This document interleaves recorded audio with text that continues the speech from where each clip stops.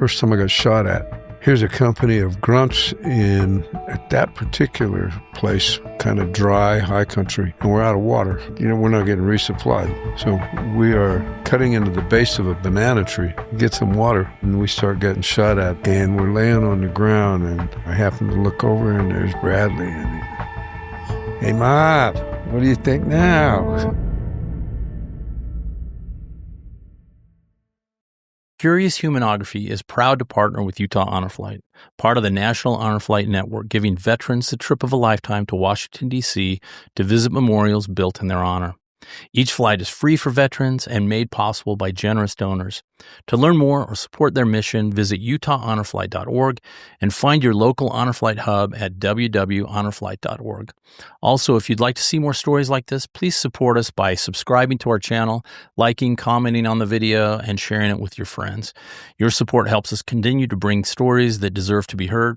Thank you for watching, and now back to our show. Marvin Hamilton, local Utah. My dad was I noticed one of the notes was about military history. My dad was a full-time air guardsman.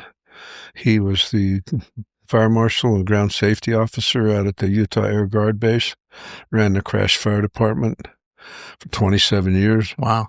And then my uncle, his younger brother, ran the parachute shop and the safety deal. So I grew up with that. My mom's only brother, Elwood Benson, landed on D-Day and made it for 2 months and died in France. Wow. At the age of 22. And I went to his grave 10 or 12 years ago. I went and found his grave in France. So I grew up in Rose Park, playing ball, good life, wide streets. we had what we needed. Mom was Rose Park's Avon lady. Avon, that's a blast from the past. She loved it. She was so good at it. And, went to school in those days. Went to school with your neighbors. So I went all the way through high school with some kids I'd known since first grade and lived close to. And how did you end up in Vietnam? Give me that story. So I got married at 17. In 1966, if you get your girlfriend pregnant, that's what you do. You get married. So that was between junior and senior year of high school. I went to work on the produce docks with a kid on the way, and then went to night school, finished high school, worked up to a couple of better jobs.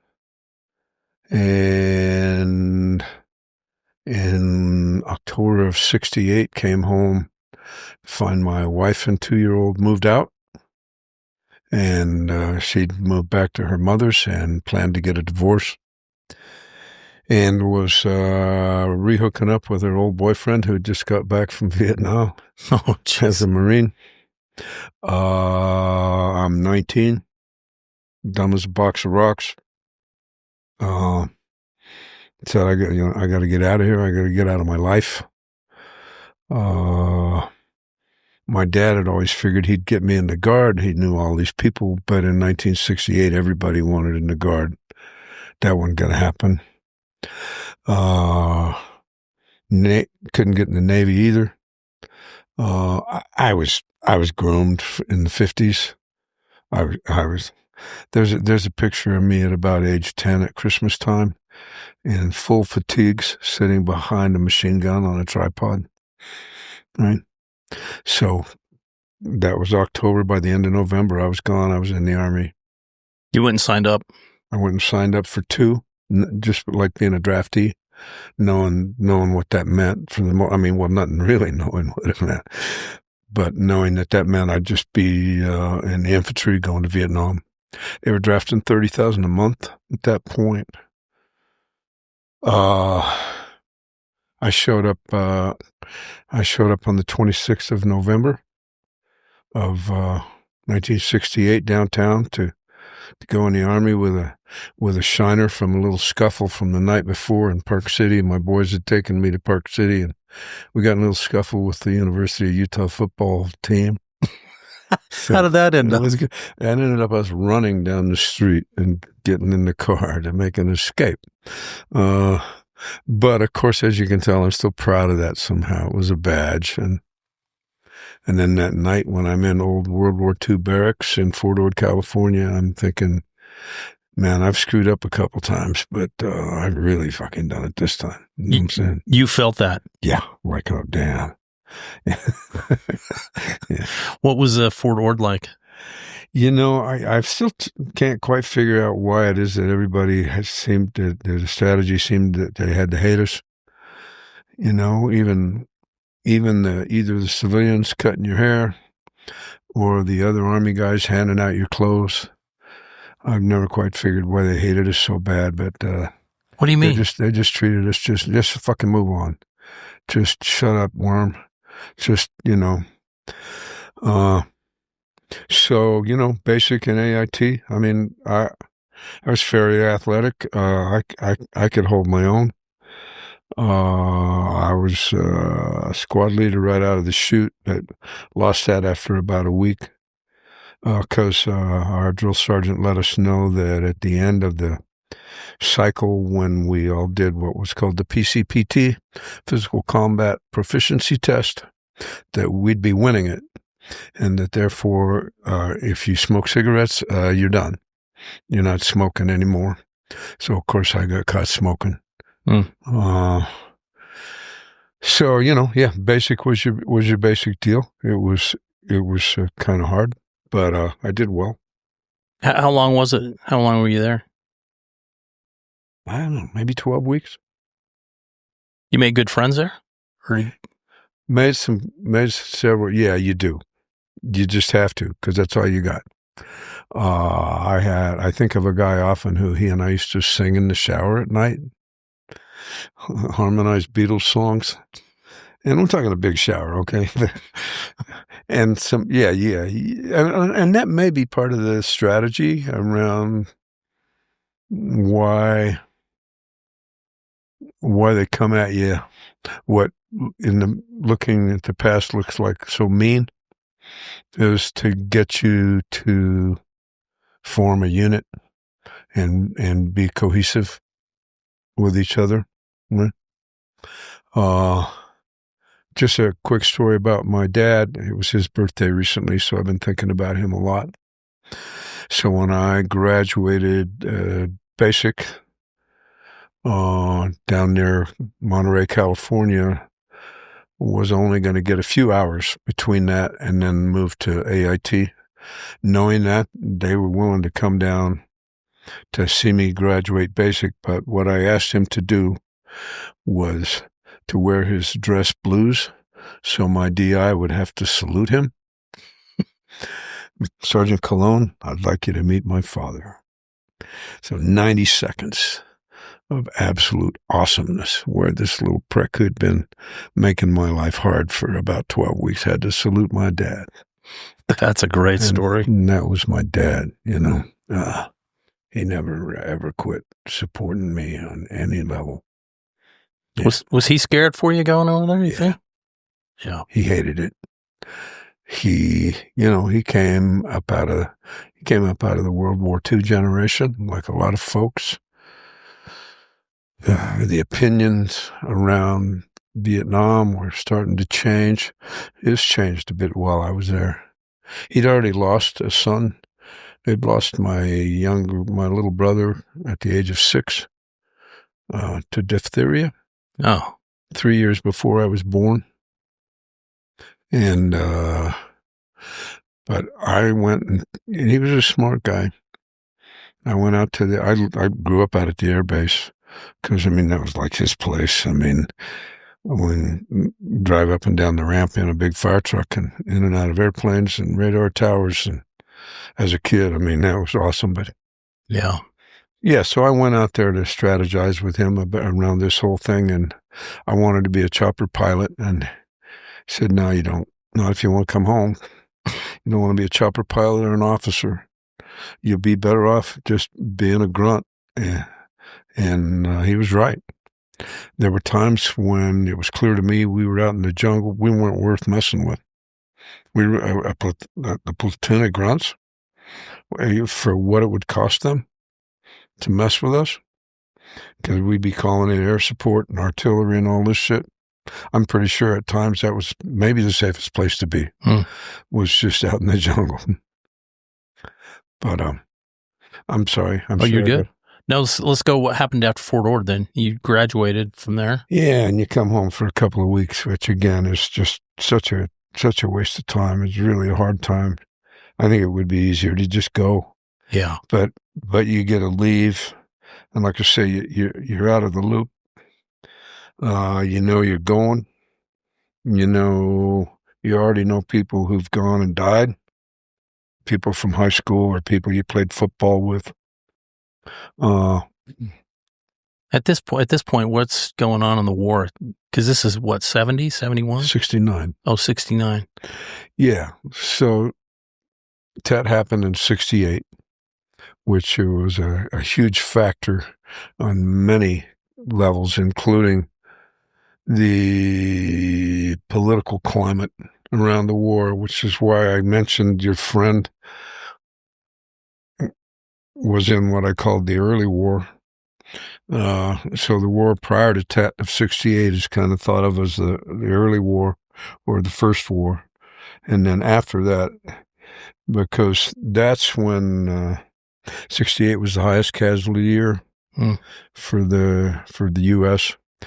That was Tet of 68 really turned the tide at home as people began to watch their sons and uncles and dads die on TV. So 69 was the second highest casualty year, but things had begun to slow down a bit. I think by 69, we were probably into the policy of what was called Vietnamization, where we were, quote, trying to win the hearts and minds, as they say, which is, somehow hard to do when you carpet bomb the living piss out of people. It's kind of hard to get them on your side, which we were still doing. Yeah. A lot. We dropped more ordnance on North Vietnam during the Vietnam War than all of World War II, by most accounts. So in 69, it depended so much on where you were and what you were doing. And for the most part, somehow where I was and what we were doing was relatively calm. There, during the period I was there, no huge battles, nothing like what you've described earlier that your friend and some of my friends experienced. Back me up a little bit. After Ord, where did you go? What's that? You went home after Ord, and then where did you go? Yeah, and in Fort Lewis, Washington for a few days to get issued jungle fatigues and boots and stuff. And then, of course, they'd never miss a chance. When you're a grunt, I don't care if you're in training from the first day or for the most part your last day in the military, if they get a chance to use you, they will. So if you spend 3-4 days at Fort Lewis before you go, one of those you're probably going to pull KP. Right? Yeah. So at Fort Lewis, they had a steakhouse.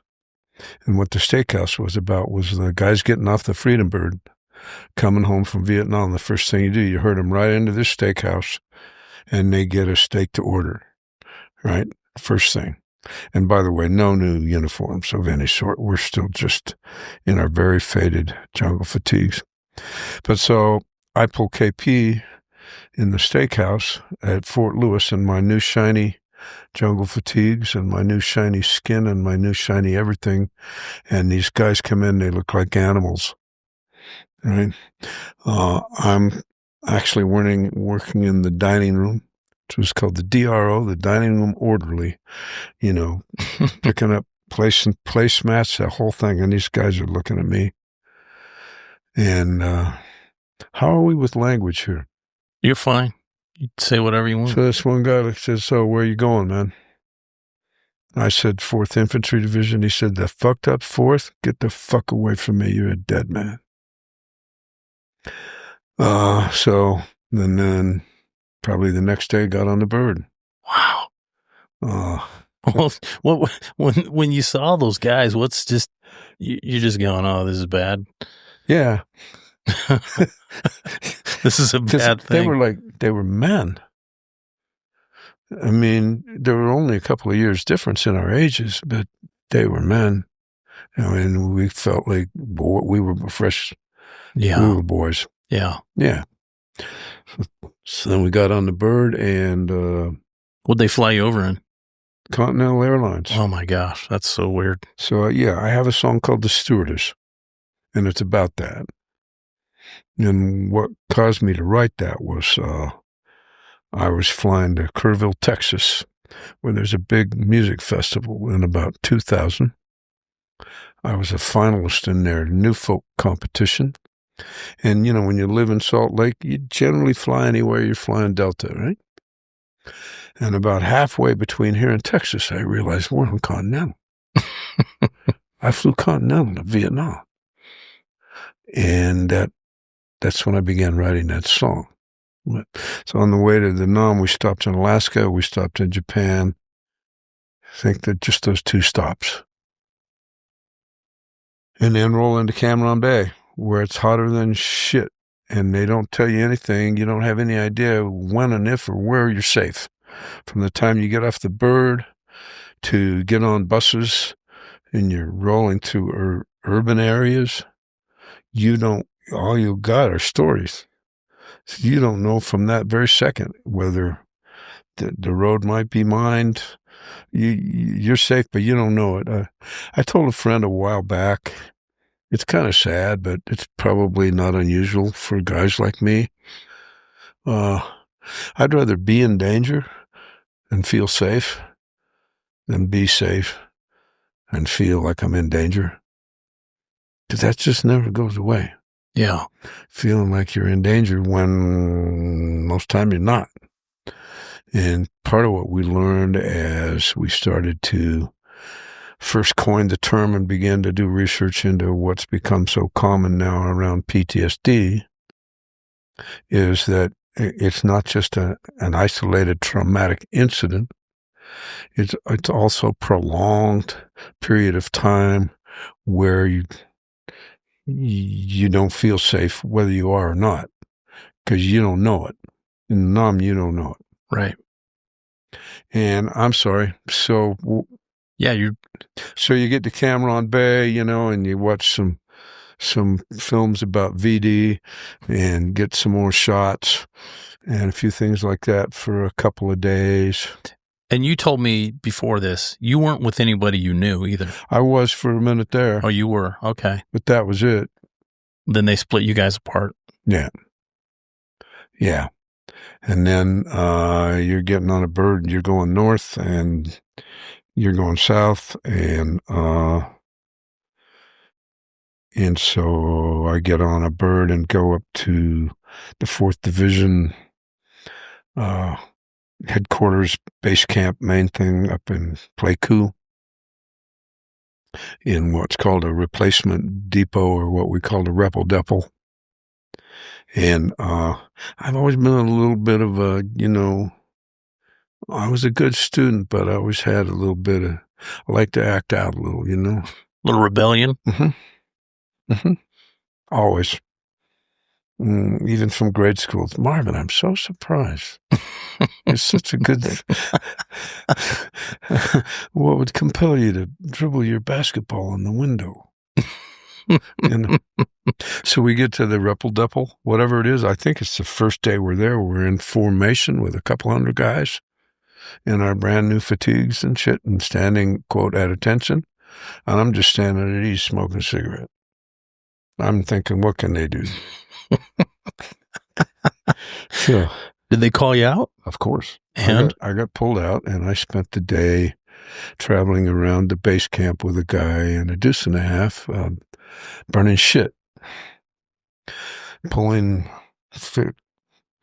The 50-gallon drums? 55-gallon drums cut in half out of the back of wooden shitters and loading it on the back of a deuce and a half and then taking it out and pouring kerosene in it. And I've got all down the front of me, toilet paper, shit, the whole thing all day. And in this big base camp, like a lot of those places, they employed some locals. So the shitters are marked officers, enlisted men. Is that really what it said? That's really what it said. Wow. And what I discovered was it all smelled the same. And that night, I'm in the shower after a long day. I don't know what the rest of the guys did all day, but I know it wasn't that. Yeah. I'm in the shower, and I'm about half done with the shower, and we start getting incoming. So I start hearing explosions. Siren goes off. Now I'm in the bunker, in a big bunker with like 40 guys. I'm in a towel, still got shaving cream on me. It's hotter than shit. Again, you don't know anything. For all you know, an enemy might show up in the doorway of the bunker and blow you all away. You have no idea what's going on. None of you have weapons. It's hotter than shit. A fight breaks out, of course. It's tense. I mean, we're in there for like an hour. Wow. And we come out of there, and there's a couple of guys lighting up a bowl, and they offer me a hit. Hell yeah. And that became part of my whole thing. So that was pretty prevalent all over? I think it depended on just where you were. So much where and with whom. I feel really fortunate in that I'm fairly certain that had my particular group of guys been strung out on heroin, I probably would have got strung out on heroin. They weren't, but smoked a lot of pot. I was with early on a lot of black guys, some large eastern cities, some of whom had probably been smoking pot since they were 10, and I immediately was trying to keep up, right? Yeah. So that I would belong. Yeah. It's also part of how we coped. Yeah. I guess. Yeah. I mentioned to you before, I mean, it seems strange, but to smoke dope to stay awake when you're sitting on a ruck in the middle of the jungle in the middle of the night for hours staring into the dark,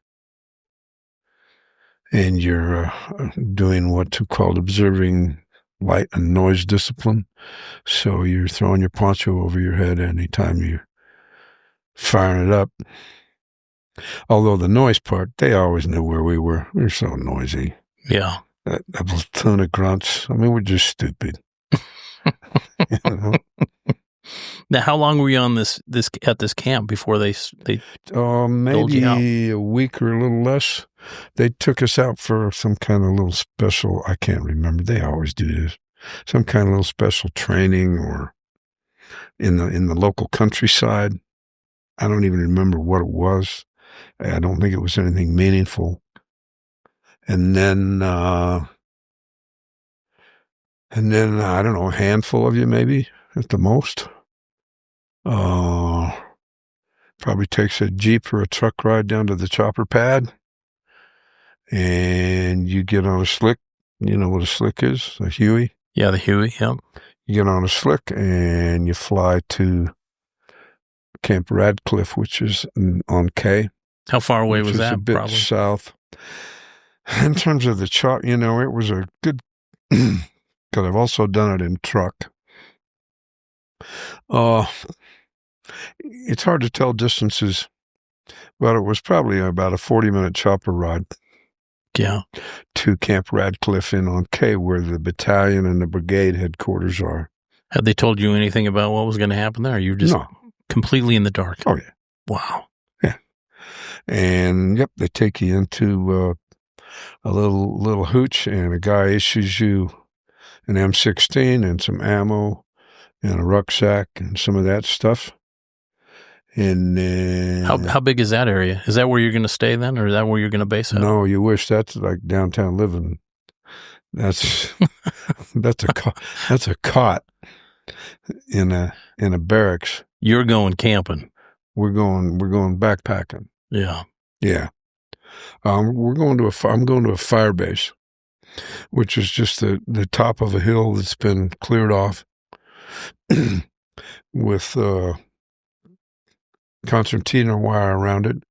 And it's only a company-sized firebase. So what that means is there's a one battery of 105 howitzers and a 4-deuce mortar crew, and that's it. And then a company of grunts. And so what they do is they rotate grunts on and off those fire bases. So while you're there, basically you're providing security for the artillery folks, and then you're also doing patrols off of the fire base. Some of those may be walking patrols. Some of those may be what's called a CA, a combat assault, where you're getting on a bird and you're getting dropped off in the jungle, and now you may go backpacking for a couple of weeks. But again, so we get on a bird. I think I've got photos of that actual time on that chopper pad, sitting on your rucksack, getting on the bird. And again, we fly under this firebase, and again, these guys look like animals. You know, they're all suntanned. You know, their fatigues are all faded. It's artillery guys and some other guys, and then they just take you over and say, "Here's your squad. Here's your platoon sergeant, or here's your sergeant major, or whatever," and he'll say, "Hi, how you doing? You're on guard at such and such time on this bunker right here." Okay. And that night you don't know where the hell you don't know. I make my bed up against a mortar pit, not knowing shit about shit. Not even a tent. Or you did? Oh, never. You just, wow. If you have, sometimes people, you put 2 ponchos together. Yeah. For a little tent. Yeah. But the mortar crew has a fire mission, as it's called, in the middle of the night. And so, as the common thing to do with artillery and mortars every time you fire around is to yell, "Ears!" So as they yell, "Ears," I rear up to see, and the mortar tube goes off, like right about here, right in my face. So the fact that I have a face, or that I can hear, or any of that, is just amazing, right? And then you just start knowing what you do. Firebase living was still uptown living. Right. You got a mess tent. So you're not living on sea rats like you are in the jungle. How was the food? Was it okay? No, that's part of why you smoke pot all the time. Just to get through the food. Rats. Yeah. Oh, the food, no. I mean, the food on camp was okay. Yeah. And sometimes we were close enough at that particular firebase. We were close enough. Occasionally, we'd get brought evening chow by chopper from Camp Radcliffe, and so that was always better. But even so, even then in the NOM, it was, not known for the food. I never had the opportunity, as I'm sure you've talked to a lot of vets. A lot of vets had a lot of different experiences where they had a chance to be maybe even part of the culture, eat some of the real food. Yeah. I was never in a populated area, civilized enough to even have glass in the windows. Yeah. Okay. A few villages. Yeah. Saw, some of the Arvins eating rat. So yeah, don't ride home. The food is, you get care packages from home. And you become just really in love with this canned rice pudding that you think is the best shit in the world, and you come home and you eat it, and it's like, what? And then the other thing about care packages is you always get them the night before you're going to be heading out. So it's all got to go right now. So the good news about that is it all gets shared. But if your buddy George Kowalski from Queens gets a Clorox bottle full of scotch in his care package, which he does, it's got to go tonight. I mean, because we're heading out in the morning. Tell me your first leaving the base, going out, and my first CA was at night. How early in were you at this point? Pretty early? A week or two. Wow. We were going on a night CA. Gonna take us, and then they were gonna drop us within walking distance of the Firebase. So I never did know the purpose. As a grunt, a lot of times, unless you were smart, or if you were the RTO, the radio telephone operator, most of the time you had no idea where in the world you were. I mean, your world was just grids on a map. So even that. Right. So no, the first CA, no big deal. Did they take you out in a chopper? Yeah. We got on birds and flew for 20 minutes and got off the birds and set up for a few minutes and started walking in the dark. And my platoon sergeant at the time, I was in E6 on his second tour. So he was, again, he was I hung pretty close to him, asked him what's going on. And he's like, no big deal. We're just going to make these checkpoints, which means there's a couple of spots you have to go to and sort of, quote, clear. And what that means is most of the time, nothing there, nobody there. Because most of this stuff is getting directed from some guy who lives in the rear and starch fatigues and shined boots.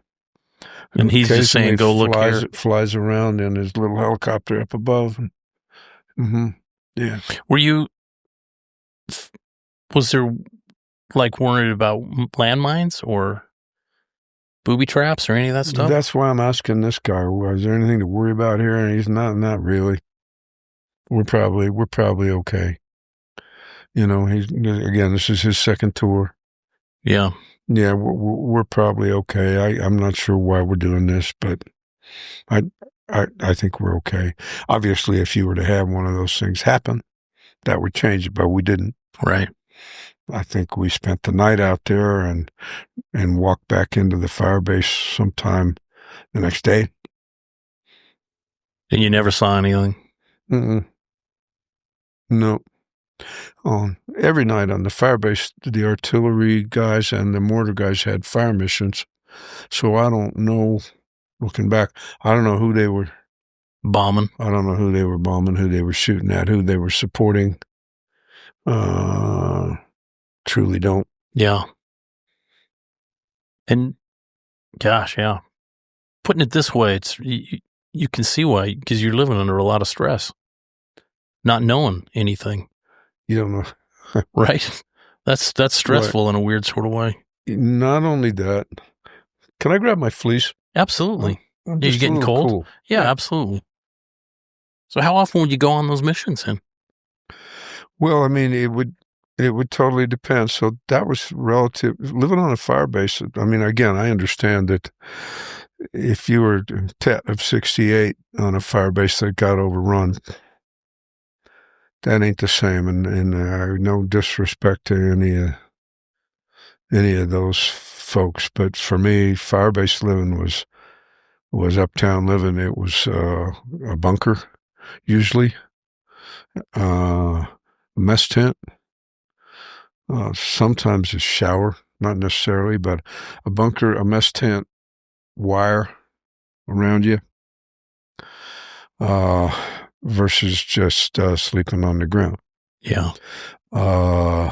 So a sense of relative safety, and certain Firebases more than others. One of my favorites was Firebase Denise, where it was just this flat, open country. You could see forever. We never had any trouble there. Because you could see if anything you was could coming see towards for a you. long ways. It was. I had a couple of. So the first time I heard, and the first time I became familiar with the term homeboy or homie was mostly the brothers I was with, and I was with a lot of brothers, as I mentioned, and they used that term for someone who was from their town or their region or whatever. You know, I got a homeboy over in 4th Platoon. I'm going to go see him, right? And I know the kids nowadays, they may think they invented that, but that's where I first heard it. So being from Utah, you're not going to have many homies. But on Firebase Denise, there were the two brothers from Idaho. And so they were like homies. And after World War II, when there were whole families of guys wiped out, there was one, I remember one famous family lost 5. Right. They changed some laws and some rules around families in combat zones. And I don't remember the particulars. What I remember is these two brothers from Idaho, both being in a combat zone together, had some choices about whether to be together and where. And so they basically had a really sweet gig on Firebase Denise. They were the recoilless rifle crew. So what's called a Ricky rifle. It's essentially like it's a 106 millimeter bazooka on a tripod. So they got to live there permanently, right? So their bunker, I mean, they had a floor made out of ammo boxes. They had wall hangings. They had a stereo. Because I was a homie, I got to take advantage of that whenever I was there. They always had pot. They, I don't know, you want a story? Yeah, absolutely. So whenever I was, I was kind of exclusive that way because we were homies, right? So I would get some benefits that some of my guys wouldn't, including. So one night we're down in their bunker, and I'm down in their bunker, and we're getting high, of course, and he says we saw some steaks come in on the chopper for the officers. Right? They're up in the mess tent. Right? Let's go get some. Right? And one of them says to me, "Can you handle yourself?" And I lie and say, "Yeah, I can barely find my feet." Right? And yeah, we sneak up to the mess tent in the dark and grab a few T-bones and down into their bunker, and we're firing up, and everybody else is living on C rations, right?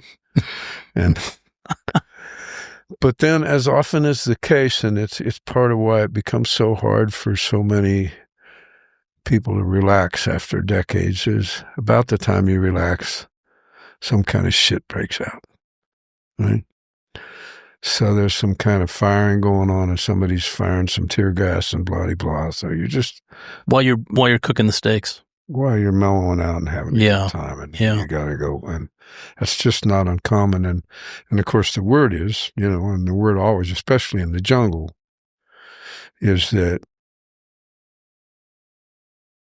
Charlie always knows where you are and what you're up to, and when you get careless, make you pay. So when we're on a 2-week hump in the jungle, or a time or two, even 3, where you're wearing the same clothes for 3 weeks, you're not getting a bath. You're living on sea rats. You get a chance for a bath in the river.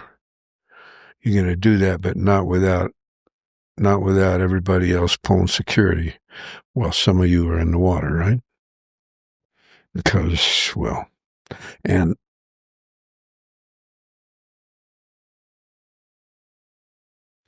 learned some of that from some guys who'd been through some shit, teaching me how to stay alive.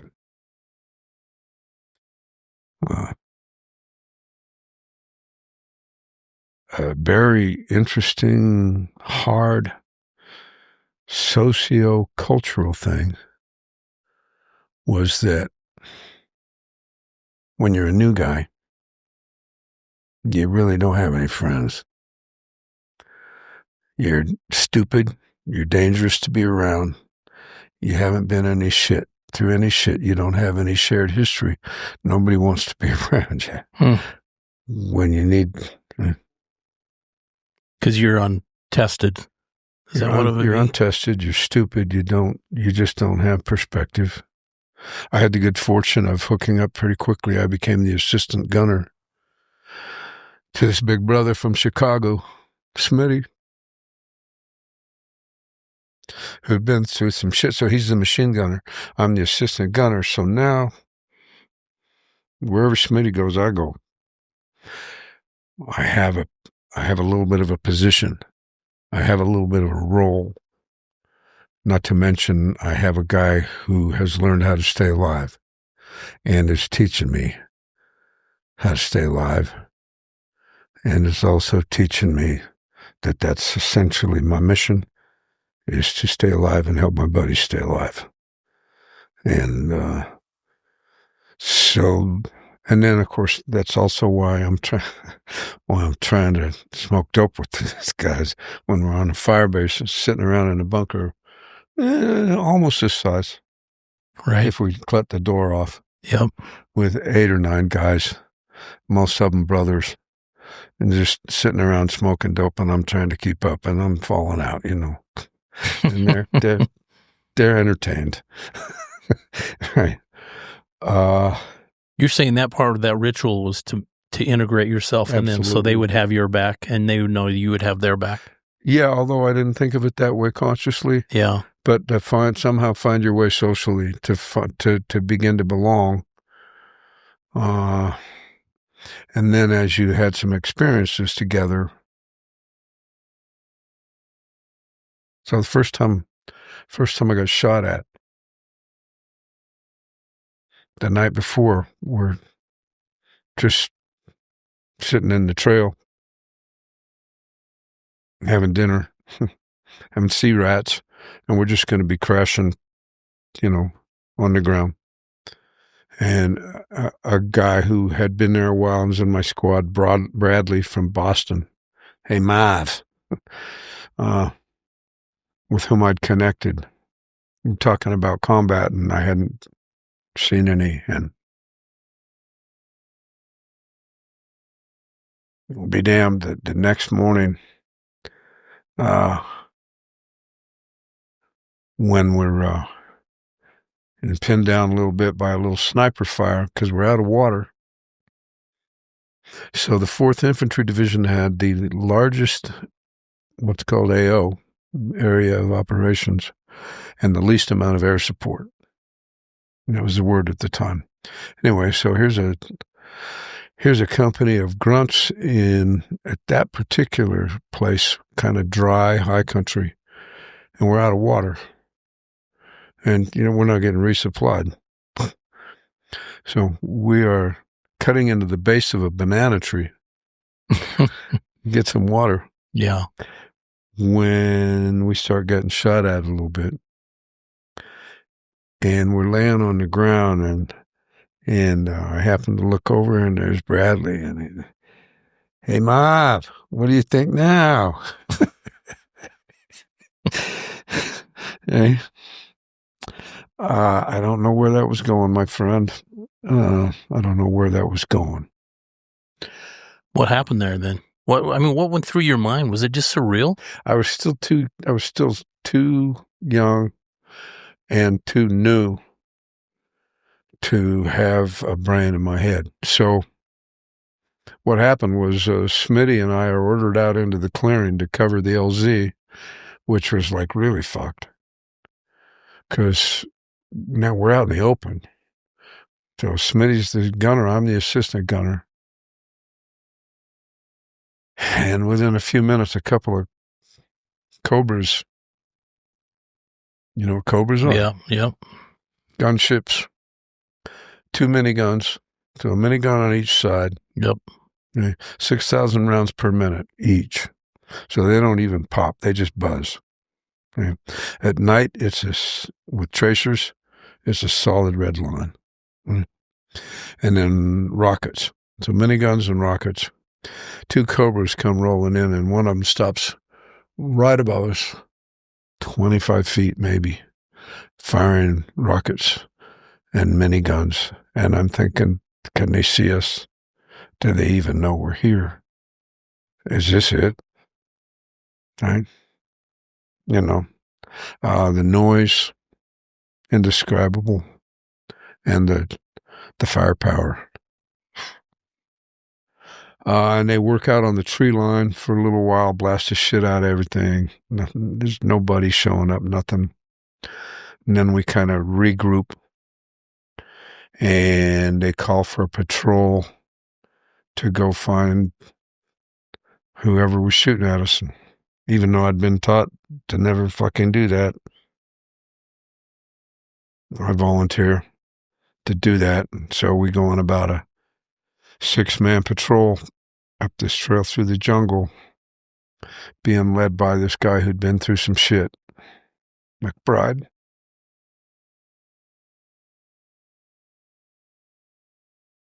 And he says, put him on rock and roll, which means put him on full auto.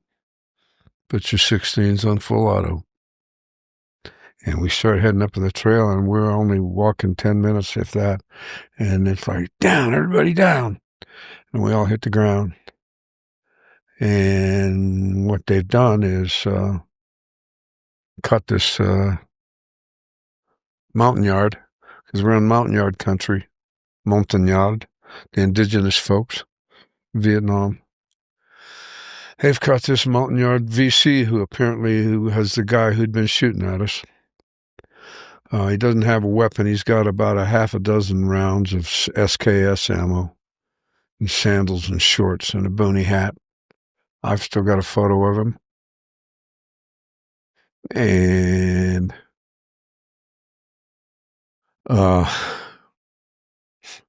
McBride and Doc, they're both experienced guys. They're dealing with him. We don't have, I don't know if we had so a lot of the times we had what was called a Chuhoi, which was us. And a Chuhoi. Is that an interpreter? They were a POW. Okay. They were a, quote, enemy soldier who we captured at some point, who Chuhoi'd, surrendered, and now have become a scout with us and an interpreter. Yeah. So I'll have to look at my photo. We may have had a Chuhoi with us. But one of the first things we did was get this guy to lead us to some water. Again, you know. Yeah, smart. The most powerful military in the world, right? Yeah. We can't even fucking get water. Yeah. He leads us to this. People have given me shit over the years about some of the water they see me drink. This fetid pool where we fill our canteens and shit, and then take him, give him a cigarette, take him back down to where the rest of the group's been hanging, and we finally get our resupply bird and put him on it. And you guys are staying out there? I always think about him, man. Guessing there's a pretty good chance he never got to go home.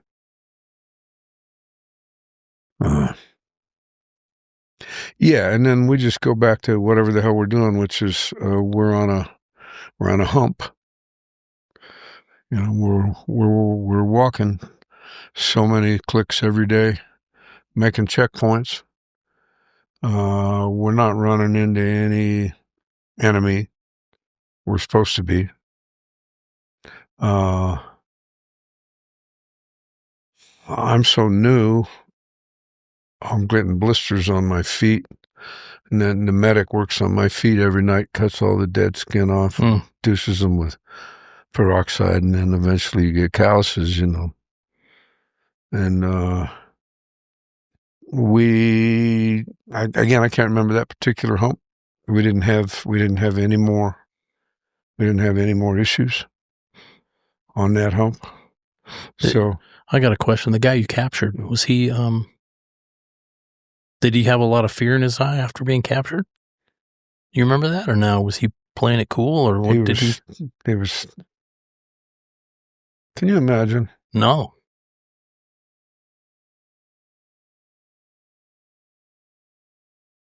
The courage. Some of those people were shooting at F4s with an AK. There's one little guy, he was probably our age, couldn't have weighed more than 100 pounds.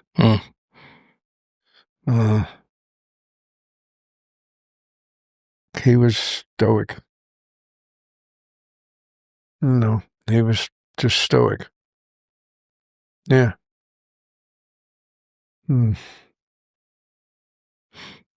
Describe the jungle to me.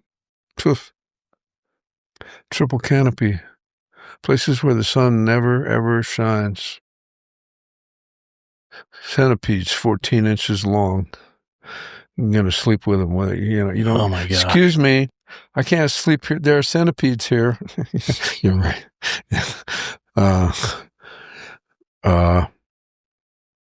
Because of the places where the sun never shines, one of the things that I'll always remember is because of the what would be the process. A process in the jungle ground where the sun never hits, such that the floor glows in the dark. So on a pitch black night, pitch black, where you can't see your hand in front of your face, you can literally use the jungle floor almost like stars. Was it white light or what color was the light? No, it was, it's phosphorus. It's because of decay, the process of decay. Wow. And stuff going on, right? Places where up in the highlands, and I know that they didn't have these everywhere, we had fuck you lizards. So What's that? Fuck you. Fuck you. Fuck you. In the middle of the night, yeah. And we never saw one, but we used to hear them, and that's what we called them, right? And ants. So you've been wearing the same pair of pants for 3 weeks. The ass is long gone. You've quit wearing underwear a long time ago because of jungle rot. So you sit out in the trail on your bare ass and an ant the size of a June bug bites you on the ass and you reach around to slap it and it bites you on the hand. It'll get you twice, right? So the bugs, yeah, I swear to God, some bees, the bees the size of hummingbirds. You could hear them coming in the dark, and snakes, some snakes, 2.5 step and a half snakes called bamboo vipers. So it wasn't like a friendly place in a lot of places. The jungle itself, and then during monsoon, that was probably the worst. Just rain all day long? 24/7 for days. And you're all soaked to the bone. You don't even try to lay down to sleep anymore. You just sleep leaning up against a tree. And that was the only time we went several days the birds couldn't fly, so we went several days without food because we couldn't get resupplied because it was so socked in. Right? The good news was you kind of get the sense nobody else is moving either. Yeah. Right? Yeah. But just in terms of the misery, guys would get trench foot or immersion foot. All that water? Yeah. Because you just soak to the bone everything you do 24/7. Gosh.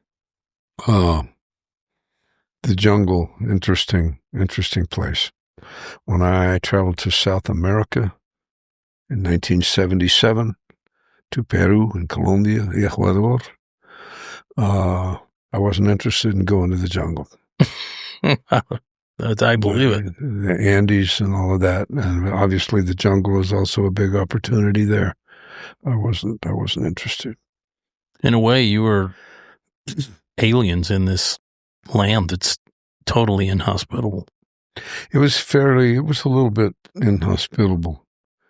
Yeah. And as you probably know, we didn't have beds of any sort.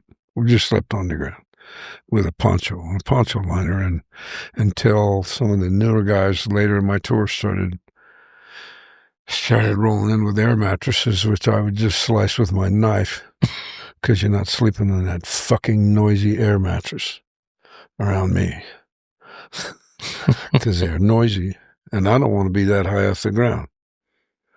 And they all think you're crazy by that point, because what happens is as you begin to get short, as your time gets closer, everybody, you get nervous. Yeah.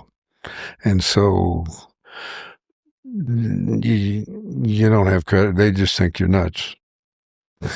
And maybe part of that is true. Yeah. But also, you can't get people's attention sometimes around what's dangerous and what isn't. Right. Because they just he's fucking short. Yeah. Here's everything. Right. Yeah. Yeah. And how often how many of these missions you go on, you figure? More than you can count? More than I can count. Sometimes for a few days, sometimes for a couple of weeks. Never ran into any major combat. The whole time? No, what I would call a firefight, even. Get shot at a few times. I suppose some of the trauma is from... So what you may know is that the most powerful weapon in an infantry platoon is the radio. Because you can call in air support? Call in air support. So sometimes I think... I'm not sure what we were shooting at, to tell you the truth, but some of the scary stuff was having our artillery coming in from behind you very close. Is that stuff you guys would call in? Yeah. Yeah. And you'd be wondering if they're going to hit you. Oh, man. I mean, some of it, yeah.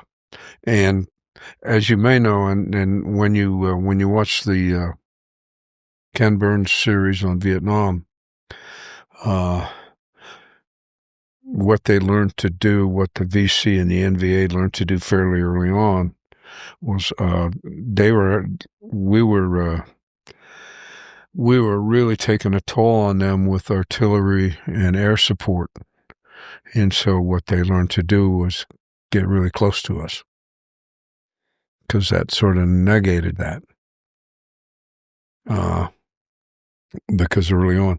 So, yeah, we've fired mortars so close to our own positions, you'd watch the round leave the tube, go up, tumble over, come back down, and then get shrapnel from our own mortars, but we're firing close to our own perimeter. And that's maybe because somebody has seen movement or heard something. As you may know, one of the characteristics of trauma is there's a big hole in your memory. There's a big hole, a lot of holes in people's memories. Tell me how that plays out. Explain well, it's really, sometimes it sucks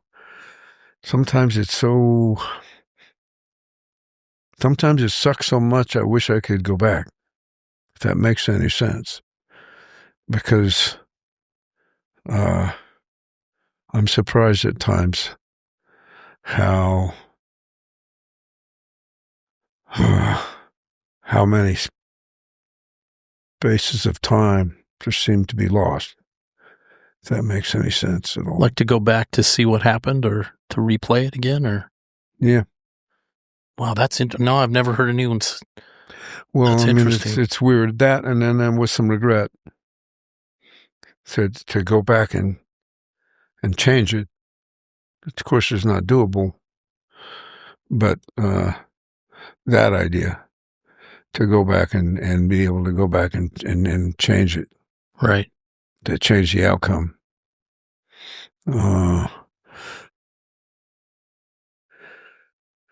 But it's weird about the memory. So there's just a lot of blank spots for you that you're just not sure what happened. Yeah. And admittedly, I mean, I was loaded a lot. That's maybe part of it. Yeah. But I don't think that's all of it. We weren't, that's part of how I could tell from Smitty, my machine gunner, when I was new. I could tell when we were relatively safe and when we weren't. Because if it was intense, he wouldn't be firing up a bowl.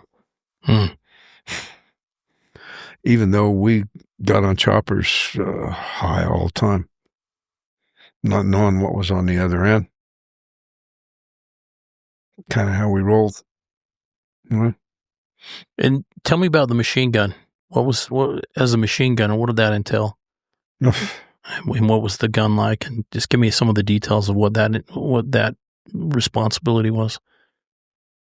Probably one of the just coolest things about the Utah honor flight experience was going to the Army Museum, where you, like any museum, displays, where for the very first time in my life I got to point to somebody, to my pal Bill, and say, "That's my machine gun.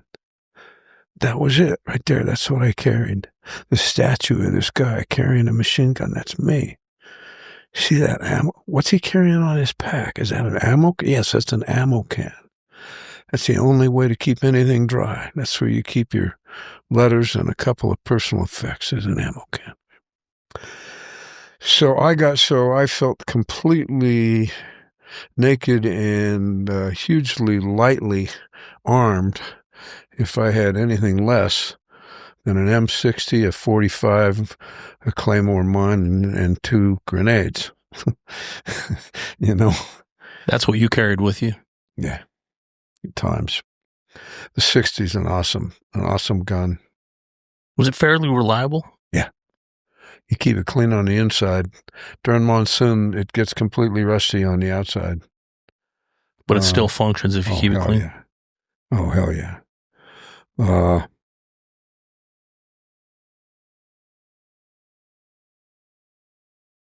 When you know how to use it, the other gunner in the company and I once put on a little demonstration from a fire base. We cut down a tree with our 60s, so from 2 different positions, right? And you're shooting about 3-round bursts.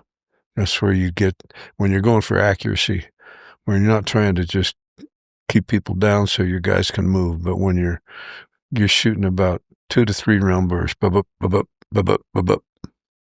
you can cut down a tree. You got tracers, so you very quickly, you don't use your sights. You don't need your sights.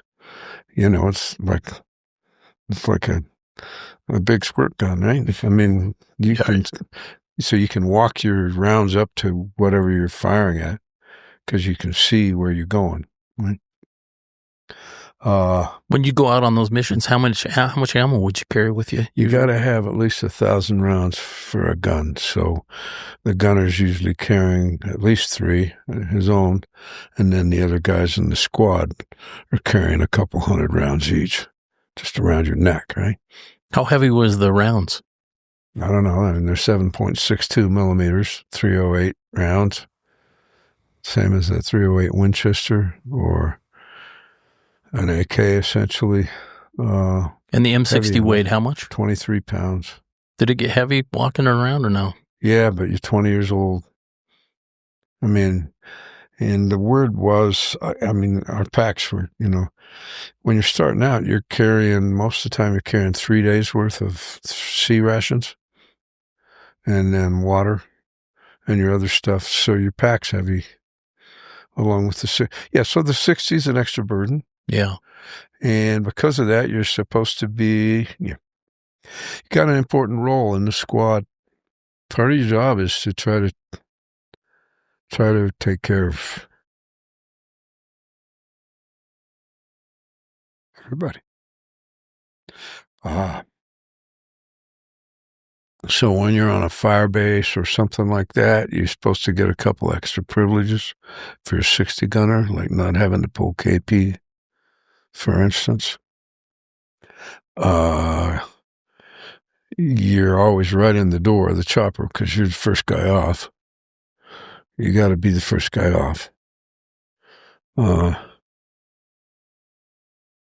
Again, you got to be a leader. Guys, counting on you. So early on, I was assistant gunner to another guy whose name was Cook, and so of course we called him Cookie because he was also small. Gunners were generally, I was a good-sized guy. Was the assistant the one packing the gun? No. The gunner it is. Yeah. The AG is you're helping feed the gun. You're hitting the ground with the gunner. Yep. You're carrying at least 300 rounds yourself. So I was I was his AG. And we were on a fire base. And we were going to fire off some old ammo. And which is unusual for a 60, it jammed.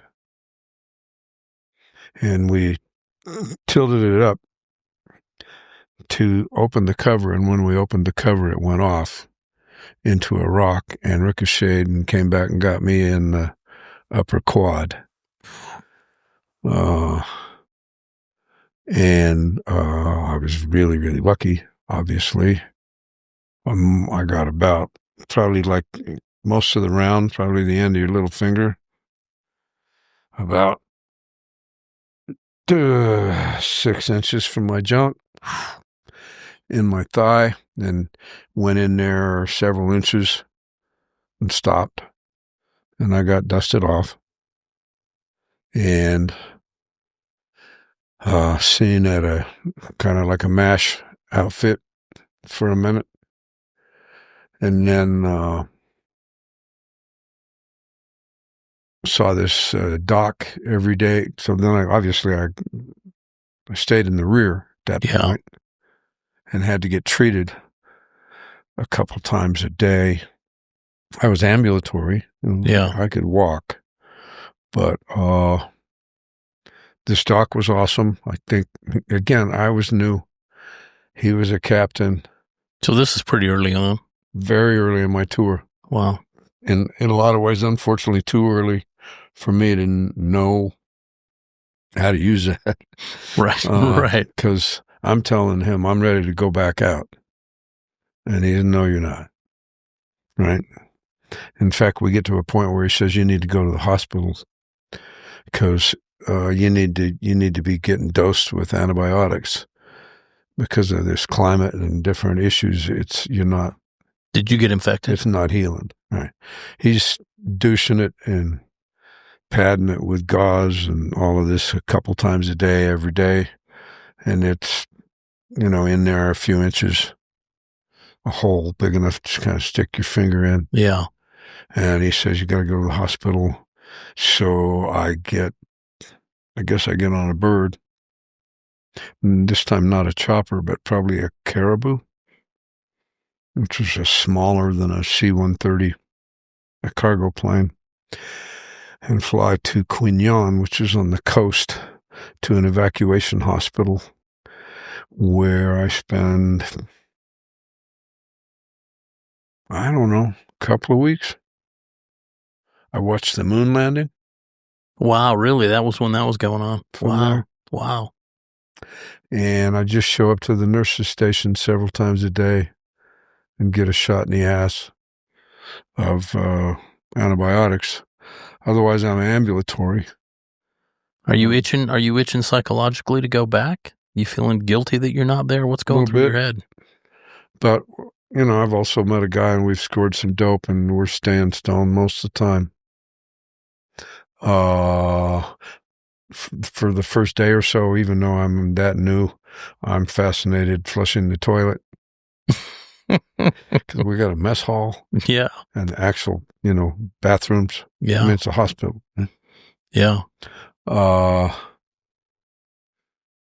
watched the moon landing from there. I watched a civilian contractor go through the DTs there, withdrawing from alcohol.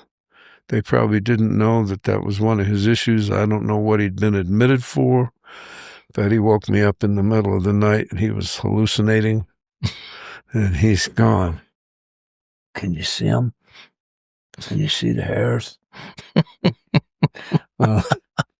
So this is 67th Evac Hospital in Queen Anne. They were awesome. I feel bad that I was so disrespectful because I was. I didn't give a shit. At least one of the guys there I know who, one of the orderlies. I mean, I know he hated what I'd begun to wear beads. It was the smoking pot wasn't just about getting high. It was a cultural, political thing. It was a statement around you're already a soldier against the war, and but I feel bad that I was so disrespectful to some of those dedicated folks in that hospital. And I've since met and have a friend here in Salt Lake who was a trauma nurse in Vietnam. And I get a group of folks together on Veterans Day and we have breakfast. And if you don't mind, I'll finish this story. Yeah. So for a couple of years, we had the father of a colleague of mine who piloted a glider on D-Day. We had him with us. Wow. For breakfast. So when you're a glider pilot on D-Day, you're a pilot 1 minute and a grunt the next because you don't land them. You just crash them. You're overloaded by thousands of pounds. You're flying right behind enemy lines in France on D-Day in the dark. And such a privilege to get to know him. Wow. He's obviously had some amazing stories. Anyway, but through doing that, I met this gal who was a nurse, and the nurses and the women in particular really got hosed. You vets talk about the social thing and that in terms of being abused or disrespected. Take that down a few notches when you're talking about the women who served. Including the Red Cross women who we call donut dollies, who would come out to a firebase or a base camp and bring some refreshments and stuff. And I mean, we were just animals. We were surrounded. I mean, they were beautiful. How often would they come up? Once in a while. What did you call them? Donut dollies. Donut dollies. Wow. Because they had on most big base camps, they actually had a structure, which we called the Happy Hooch, that had like a pool table and a few refreshments. And interestingly, also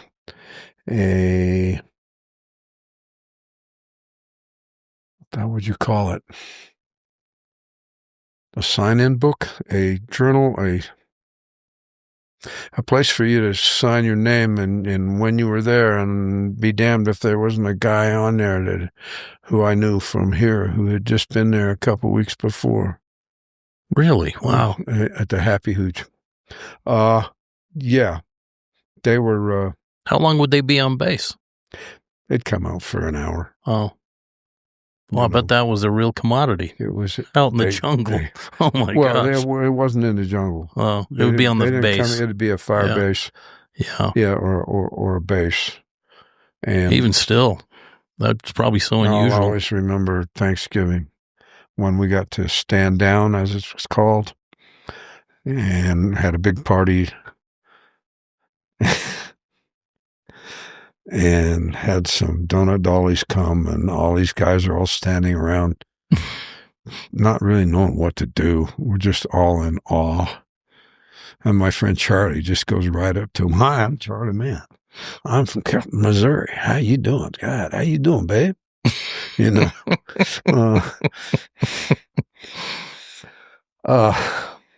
Even then, that's kind of reminds me of you saying the airplane ride over and a thing. Even that makes it weird, though, right?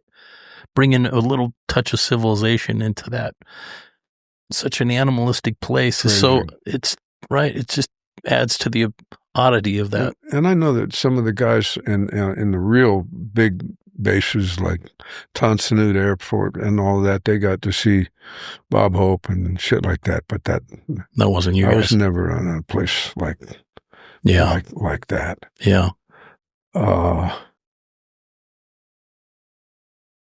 Did you have how far in did you have R&R? I went to Sydney, Australia for a week, speaking of surrealism. And how long out had you been when you got your R&R? I'd been there for quite a while. I probably went to R&R in January, and I'd been there since May.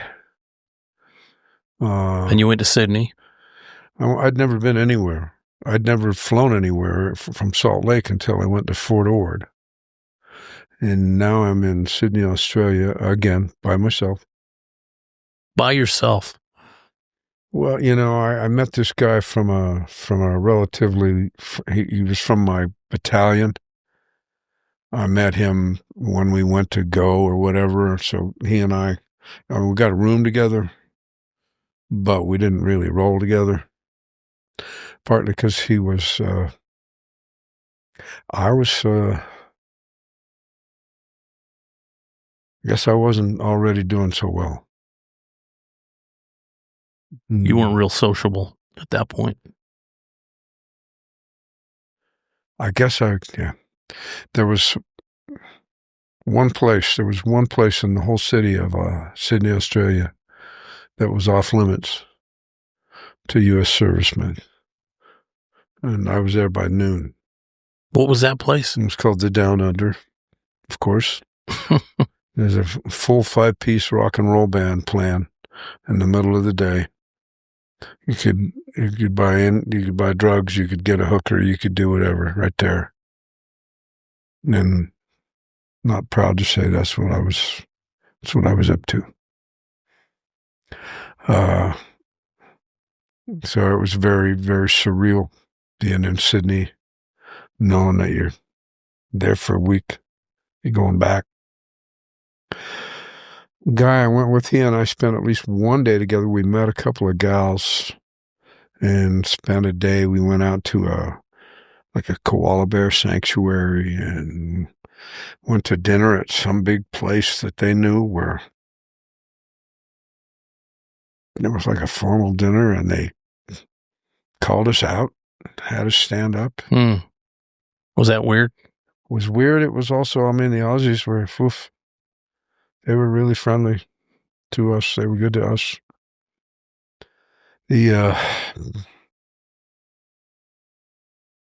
it was weird. Was it hard to go back? Yeah. I mean, of course. But you're just going to. I mean, what are you going to do? Yeah. You're not going to disappear. The thing is, by that point,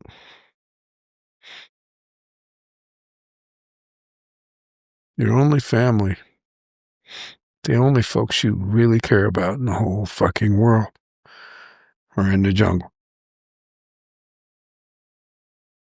And although you would literally be being disloyal to them by doing anything to risk your life, because your code is, by God, you stay alive, motherfucker. Okay? Don't be stupid. Despite that, bond with them and the sense of responsibility to them. So it's why You spend a whole year, your main goal is to make it to the Freedom Bird. That's it. Just make it home alive. But when you do,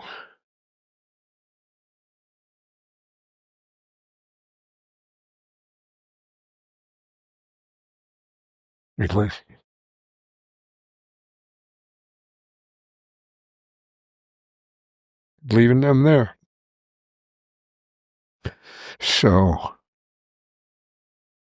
you made it. You made it. On home. You made it. But they haven't yet. Most of them did.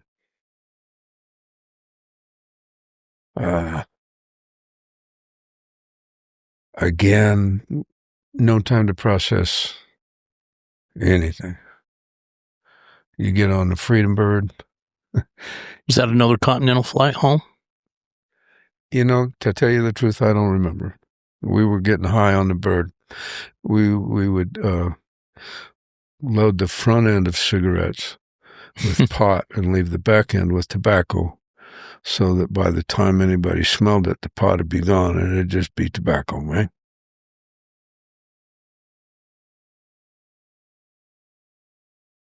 Fly into St. Louis, Fort Lewis.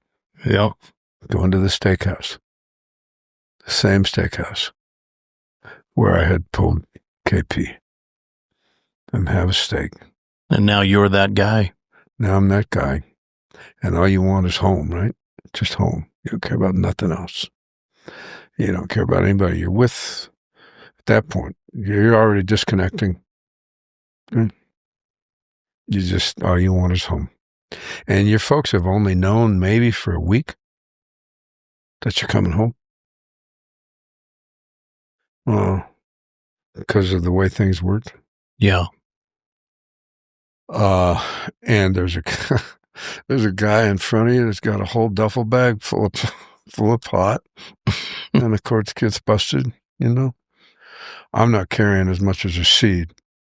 I'm not taking any chances at anything that's going to delay anything at all. Is that coming from Vietnam to Washington? Yeah. Oh, I see. Okay. Yeah. You know, and you go through some kind of little check-in thing, and now you're free. Boom, you're on your own. You know, I don't remember if they even take you to the airport, or if you get there on your own, you get to the airport and you book yourself a flight to Salt Lake. What was that like? And, you know,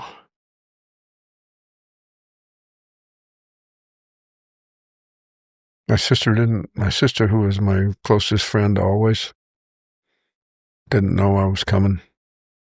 Not sure why I thought that was a good idea. To surprise her. Scared the shit out of her. She thought she was seeing a ghost.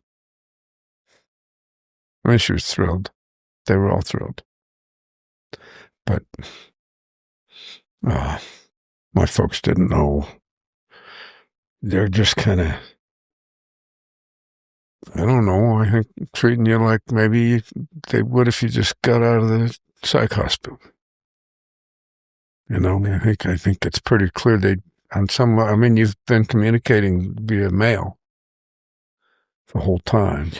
Did you feel like you were, did they know what you were feeling and going through, or were you kind of you were kind of giving them you didn't give them that? Yeah. I mean, how would I know? But I mean, what you were providing them, you weren't giving them full details of stuff. No, most of the time it wasn't necessary. Yeah. But they got some letters that were covered in mud. And I'm sure you were just a different person when you came home. How could you not be? Yeah. And they don't know what to make of that, right? Right. And I mean, I'm sure they probably, I sent them I made a tape at Christmas time. I still have it. So I have a tape that we made at Christmas when we also got to stand down, as they call it. And we got to go to the rear and sleep in a bunk for a few nights. and they provided all the booze we needed, and just get nuts and fight each other, and we made a tape over the course of that, which is interesting because you get the sense of the progression of this like 3-4 day party, Yeah. And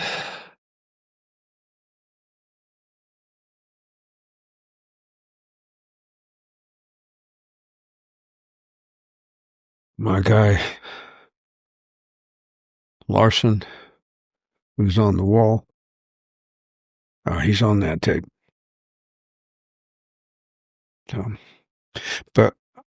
So I think between the letters and say that tape, I think they must have they got weird requests from me for things I wanted from home.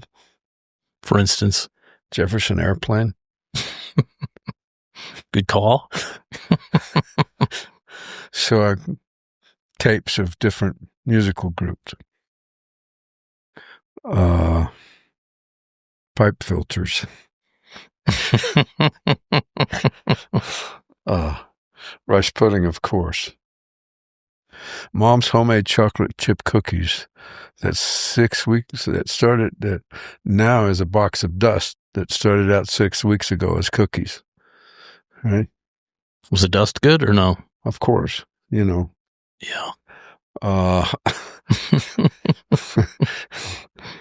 Yeah, my folks were more than awesome. I think they just kind of gave me space. I lived with them, so that would have been,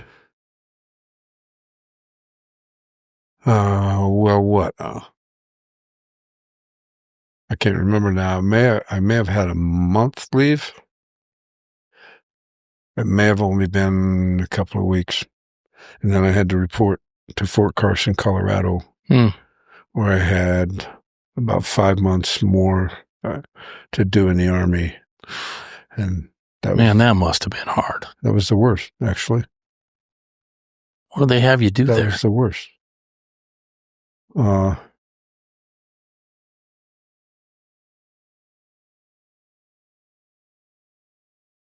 It's the only time I've ever been suicidal. It's the strangest thing. All you want for a year is to be alive. Now you're alive. Now, I show up to Fort Carson into an infantry unit, a stateside infantry unit, where they do morning formation, where you wear a uniform with actual insignia and your name and shit. In the jungle, they would just drop a bag of fatigues on the ground out of a chopper, and you'd just find something that fit. Okay? So different insignia from different units. Guys might have even died in some of them, for all you know. Right? 3 days before Kent State happened. You know about Kent State? Yeah, when you were in Carson? Before you got there, you mean? I'd been there about 3 days. Oh, I see. When Kent State happened. Yep. Okay. Yep. When Kent State happened. Yep. We went on full alert. Couldn't leave the company area. Had to pack our duffels with the possibility that we might be taken somewhere to quell riots. They had us practice boarding wooden fucking helicopters. We'd all been riding the real thing many times. Man, that is surreal. I was scared. Because what I figured is there was a fair chance that if we were called upon to do that, a bunch of well-armed, combat experienced guys were going to switch sides. I don't know what that would look like. I'm really glad I didn't find out. because most of us, all we wanted was out. We just wanted out. We wanted nothing to do with the Army. But we had, you got to have an honorable discharge. I mean, it just can't be otherwise. I mean, I knew that much. So you were just going to swallow it and just take it. You got to do what you got to do. Yep. You got to do. But it was really difficult. I didn't do well. I don't think they were sorry to see me go. I think the Army may have begun to realize then that those of us who needed and wanted out, that it was in everybody's best interest. I would guess that was a prevailing attitude at that camp. Did you know? Or were you closed off? Seemed like it to me. Yeah. Most of us, yeah. Seemed like it to me. But then, of course, I'm going to be attracted to some of those same guys. I'm going to fall in with some of those guys, and we're going to get in trouble, which I did. And that was very hard. I can't even imagine that. That sounds the worst. We were literally going out in the field and practicing dry firing mortars.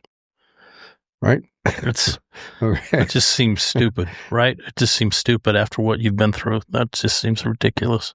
So yeah, that was that wasn't good, but I made it somehow. What happened after then? You left there?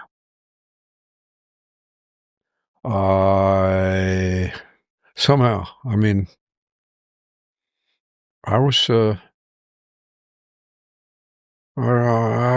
struggling. I started getting into any kind of drugs I could get my hands on, along with some of the guys I was hanging with. Somehow in all of that, I was smart enough to know a few things. So, if you could get accepted to a college, you could get an early out. So you could get discharged before your actual date.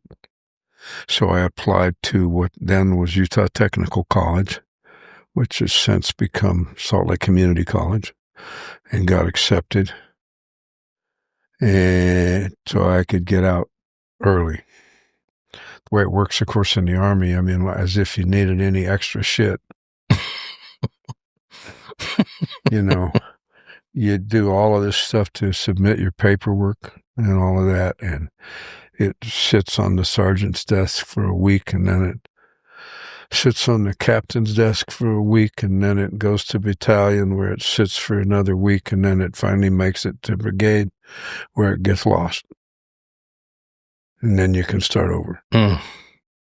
That's when you put your fist through a window and go to an aid station of another company to get fixed because you don't want to get in trouble with your own, right?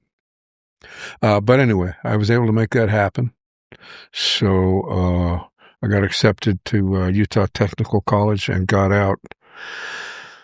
My date would have been late November. Instead, I got out in September and came home and started school and went back to work part-time in machine shop where I had worked full-time for the couple of years before I went in the Army, and had a serious drug problem and was able to function for a couple of years with my job and school, and then got to the point where I could do neither. I noticed that one of the questions that Aaron sent me was, what, career? Yeah. So I had managed to get a couple of years of school done on the GI Bill. I was always good with language, so I became an English major. Thought maybe I'd be an English teacher or professor, not knowing what that meant. My drug problem became severe enough that when shit hit the fan for the umpteenth time, I sought help at one of hundreds of storefront clinics springing up all across the country to try to deal with drug-addicted Vietnam vets. I was on an old house or in Central City, Salt Lake, and I walked in there, and it changed my life in many ways. Wow. They had a softball team. I've been playing ball all my life.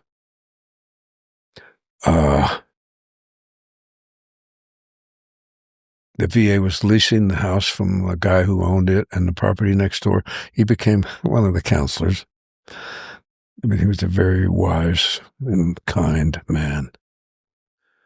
And I got involved. I got involved with them immediately. I started going to groups. The director was a PhD psychologist, barely a year older than I. It was his actual first job. He'd written the grant for the clinic. Wow. He became my therapist as well as the director of the clinic. And how old are you at this point? 20? 22. Oh, my God. No, at this point, 24. Wow. So when I started college at 22, for whatever reason, when I started college at 22, I'd been married, divorced, had a 4-year-old daughter, had been in and out of the Army and done a tour as a grunt in Vietnam. So socially, I also didn't quite fit in at college. It wasn't a social thing for me. I was after a degree. Yeah. My old man had convinced me. He was great. He was smart. He'd for many years let me know, you need to learn to make a living with your head because your back's going to wear out. Right? Yeah. Anyway, walked into that clinic and changed my life. Got clean. Became involved there. And the director, during part of our deal, said, here's how we're going to go. We're going to get you back in school. You're going to study psychology along with your English degree. We're going to get you a paid work-study position here at the clinic where you're going to work 20 hours a week.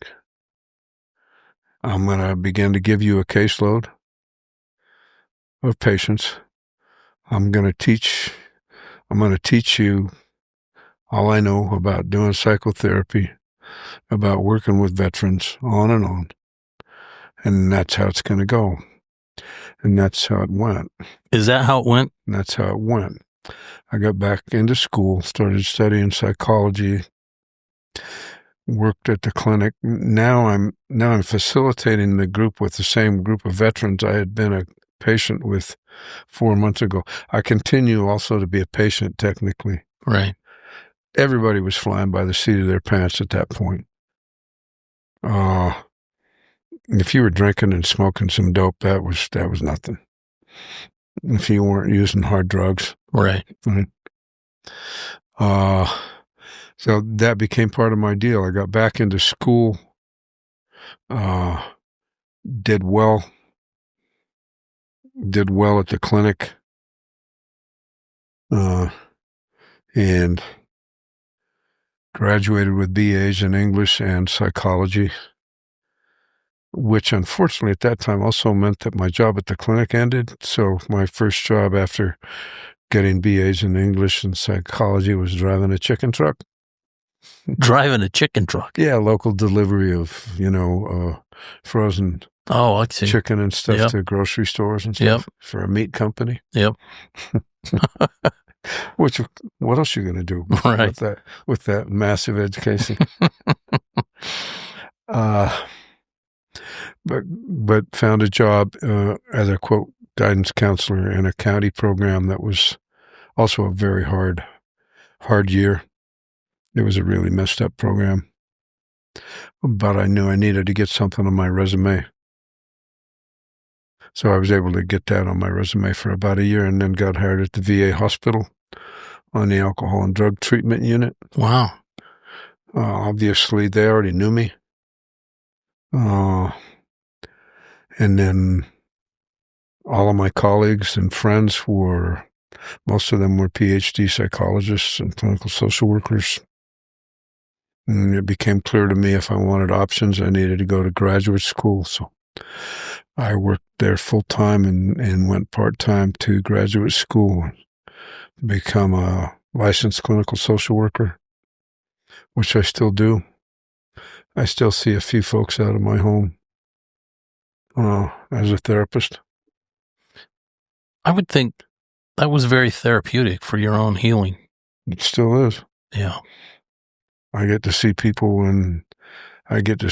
bring their courage to their hard times all the time.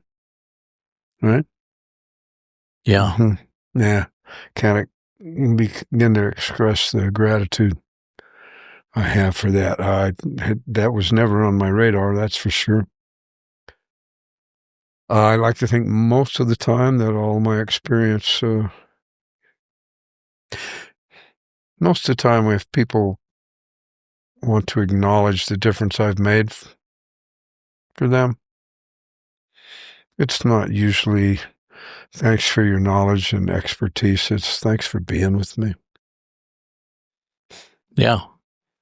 Because I'm not afraid of people. And I can stand their discomfort. Well, you've experienced loads of discomfort over your lifetime. And I'm drawn to those kind of people, actually. I really am drawn to colorful people. I'm drawn to people who've had their asses kicked because it's about getting up. It takes a lot of courage to get back up. The responsibility that goes with it. If you just continue to low function, nobody will expect anything else of you. You know? Yeah. If you're willing to claim yourself, there's some responsibility that comes with that. Now, another component for you has been the music. Yeah. Tell me about that. It's medicine. And you were kind of a late starter on that. As a musician. Yeah, tell me about that. But music was always part of our home. I grew up hanging onto the piano leg. What my mom and dad and sister played and sang. And my mom sang on the radio in the 30s in North Dakota. And I started playing trumpet at the age of 10. And music made a big difference. And music was huge in Vietnam. In what sense? Tell me about that. Absolutely huge. It was like a soundtrack to that. Jefferson Airplane, Grace Slick, Feed Your Head. Okay. That's what we were in. The Doors. So psychedelia, rock and roll in general. Some of it also, I credit Crosby, Stills, Nash and Young with that summer that I had to spend in Colorado, helping me stay alive. Their music meant so much to me. No, good music makes you feel. Sometimes you don't want to feel. Sometimes you want to not feel. Makes you feel. Sometimes it gives you hope. They were, David Crosby's still one of my huge influences, and all of that. And I got turned on to the music of the brothers in the Nam, right? The brothers were all into music. I mean, some of them had a portable tape recorder, record player that they kept in the rear, and if we happened to be on a Firebase, he might somehow get a hold of it, and we'd be listening to the Temptations first thing in the morning.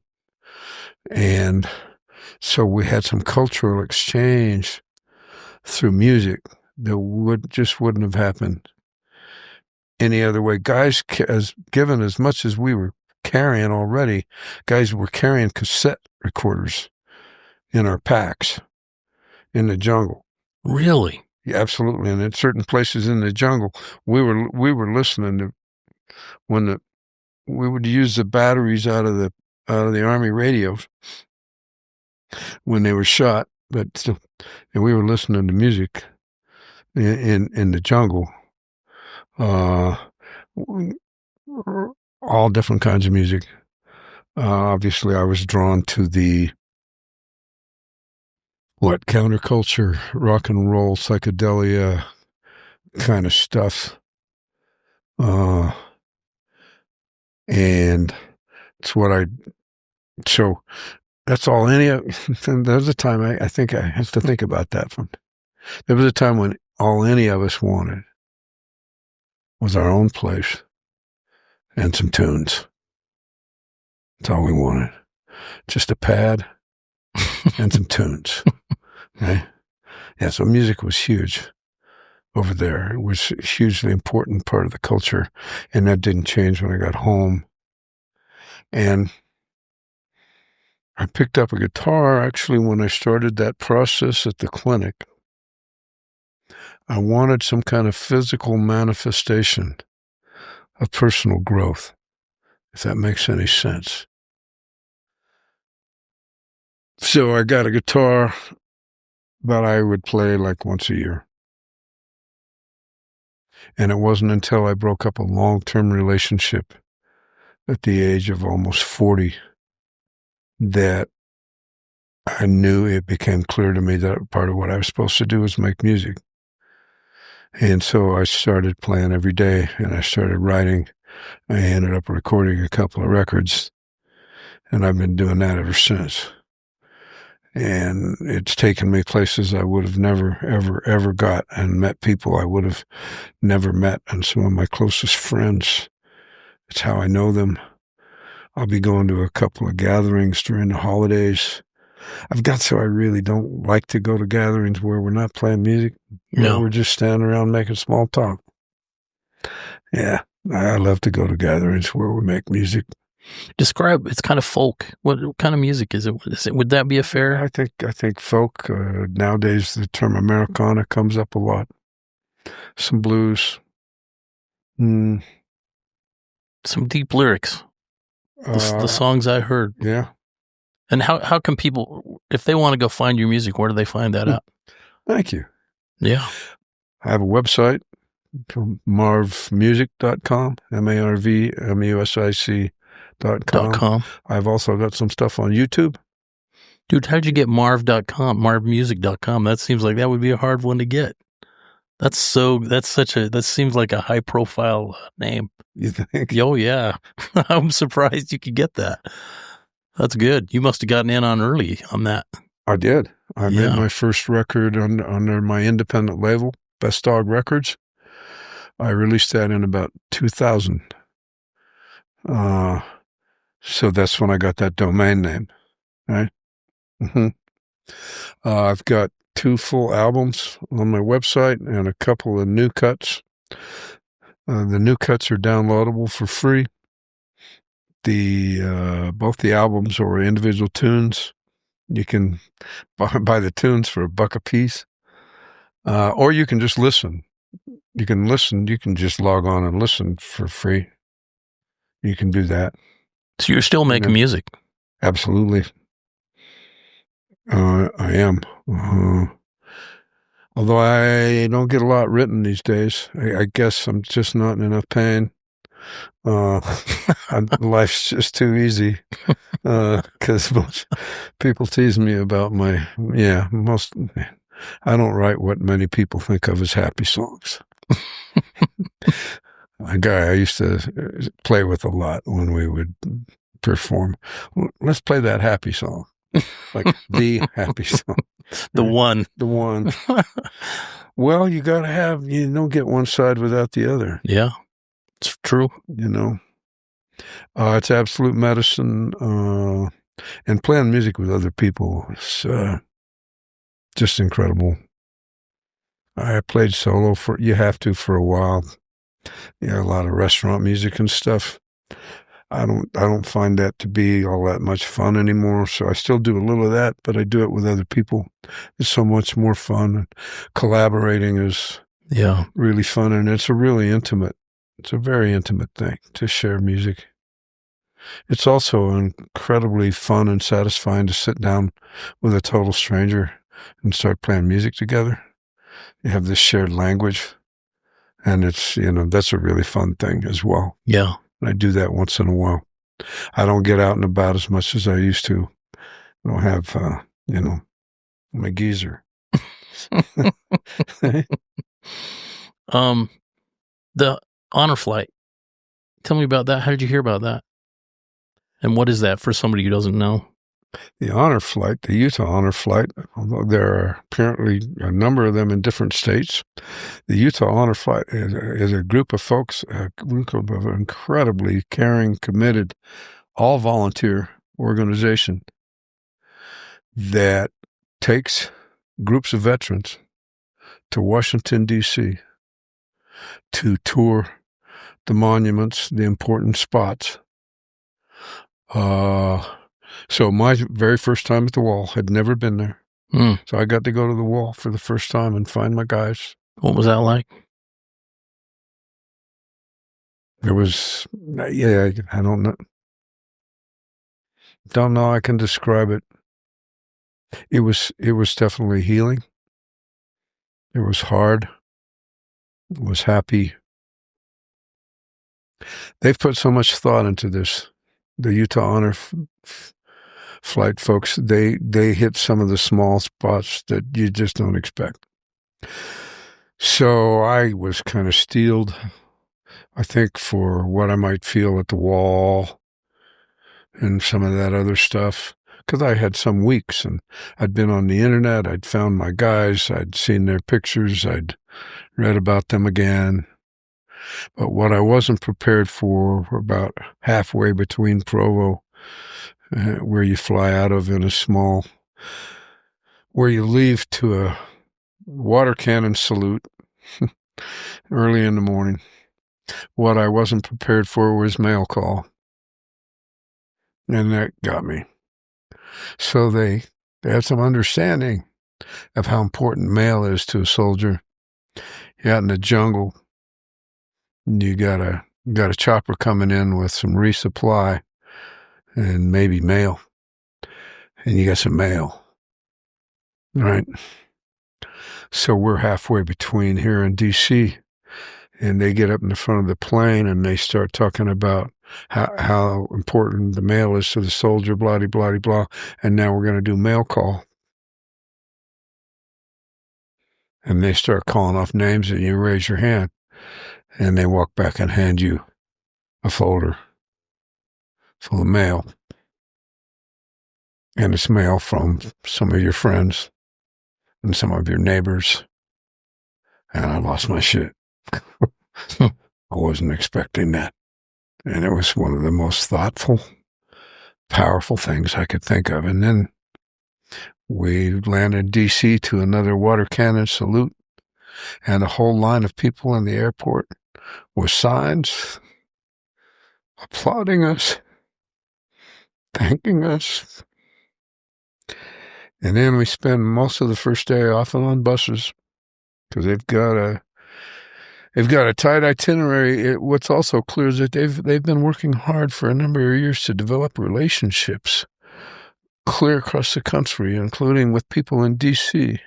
We have a police escort to Arlington National Cemetery with a motorcycle in front and an SUV behind blocking traffic. Okay. They've got relationships with people who live in D.C. who come to the airport to welcome the honor flight veterans. They've got a relationship with the local chapter of the American Legion who has us for lunch, who has a big luncheon for us. Just incredible. And the time frame thing is, you're literally you get back on the same bird with the same crew. It's fast. The next day. Yeah. So you're literally there about 24 hours. But they, put us up in a nice hotel in a nice neighborhood. Feed us well. Just continue to, in many ways, show and express their gratitude for our service, and in particular recognize for a lot of us the importance of not having been welcomed home. So to arrive at the Provo airport at 10:30 at night and walk down this hallway, and there's several hundred people with their kids and everything, signs and clapping and saying, "Welcome home." And I've been walking taller ever since. It's pretty cool. Really cool. That thing there is pretty simple. And I hope any veteran who might be listening, wherever you live, if you have a chance to do an honor flight, it's an honor to be on the flight. You may have seen in the news about a month ago, Barack Obama boarded one when they landed in D.C. and said howdy to folks. Yeah. And partly what they focused in on was the faces of some of these guys. Right? Just an amazing thing, and a really amazing thing. And I can't quite remember how I heard about it. I just remember that I applied online many months ago. Yeah. And everybody, right on down to, the bus drivers, anywhere you go, treat you special. Yeah. Marv, what's your take on the whole thing now? Your experience over there, now in Vietnam, just your experience in the war. What do you take away from all that?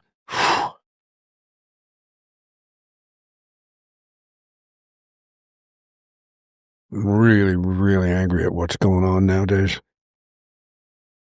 on so many levels. Okay. Talk to me about war crimes. Okay. Carpet bombing the living shit out of North Vietnam was a war crime. There's no question about that. Okay. We've known that forever. Okay. What we've done since then, in most of our quote wars, we've committed some war crimes. No, in full respect to any veteran, this is never about the warrior. It's about the war. Yeah. Okay. If you read Tolstoy's War and Peace, which, by the way, if you do, congratulations. It's about 1,200 pages. Yeah. But one of the things, it's so amazing how some stuff doesn't change. And he talks about the people who write the history of war are never the people who fought it. It's always the people who were generally made to look good in its telling by the way it's told. Okay. So again, there's a book that I would advise anybody to read called A Bright Shining Lie by a journalist named Neil Sheehan, who probably has, to me, the broadest perspective on what happened in Vietnam and America's experience there. Then Ken Burns' series, the documentary on Vietnam. I learned a lot. I'm afraid that